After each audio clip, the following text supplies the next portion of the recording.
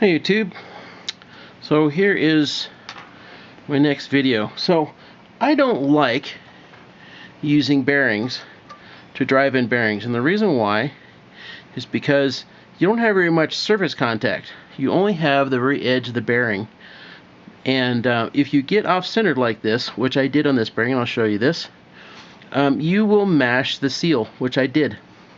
Instead, prefer using a socket. In this socket is a couple thousand smaller than the bearing, so it is a perfect fit for doing exactly this. And also, the bottom of the socket is nice and big and broad, so it is very hard to get it cocked in there and to damage the seal. So anyway, this seal right here, I have damaged it, and I'm going to pull that bad boy out. Come on, it'll let go. There we go. So I have crushed the seal, and of course prying it out I messed up that part. But I have another bearing of the same kind, and it's got a perfectly good seal on it. And this one I'm going to be very careful with. And I'm going to pull that seal out. Oop, almost had it.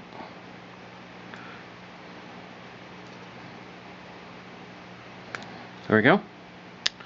And I'm going to take this one, which is undamaged, stick it in here, since I mangled the seal, and they just fit into place just like that.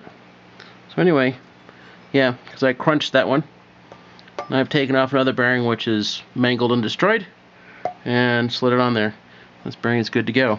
Okay, so now I'm going to flip the wheel over, and don't forget your bearing spacer. If you put your bearings together and you don't have the spacer in there, you're going to be driving the bearing back out again. You don't want to do that. So here is my new bearing, nice notchy, and this one is going to go down in here. And remember, this one's got a lot of travel to go, and all I want it to do is to have that inner surface just touch. So the first thing I'm going to do is just kind of press it in there, and here's my socket. Set it on top.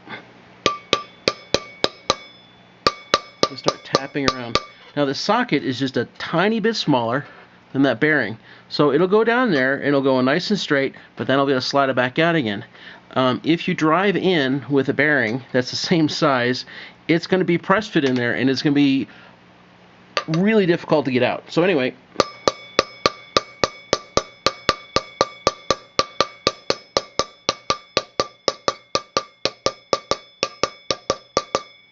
and it looks like it's going nice and straight, which is good.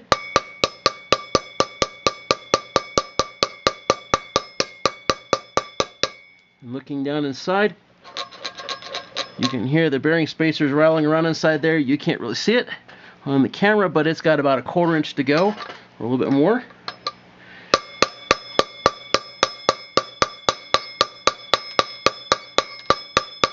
Okay, so now the socket's down inside there, but see, I can pull it back out. If I was doing this with a bearing right now, the bearing would be press fit in there, and I couldn't pull it back out easily. So the socket's the better way to do this. Okay, let's see how far we got. So I've got a little bit more than 1/8 of an inch to go.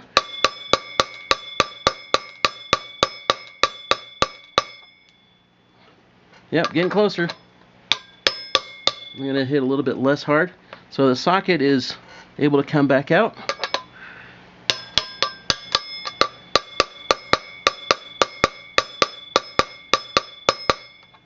And we're getting close. I'm hitting a lot softer now than I was. And let's see how we're doing here. Yep, that was just perfect right there. So this bearing is now, and let's see, you can see it in there. There we go. So you can see the spacer tube inside here, and it takes almost no force at all to move it around inside here. I'm basically able to move it with just a little bit of finger pressure, and that's just about perfect. I'm not putting a lot of force on the bearing. inner wall of the inner race, so that when it all goes together, there's not excessive lateral forces on the bearings. So that's it. The bearing is in there. And as you can see, the bearing sits a fair bit below this outside lip of the seat it goes into. And I can't really tell because I can't see that shoulder, but I'll bet you anything that this outer race of the bearing is not actually sitting on that other shoulder down there.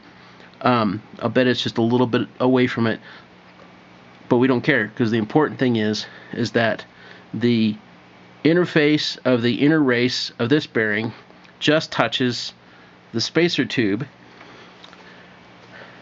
and the same thing over on this side, that the inner race, or the interface of the inner race, just touches the spacer tube, which you can see sticking out a little bit.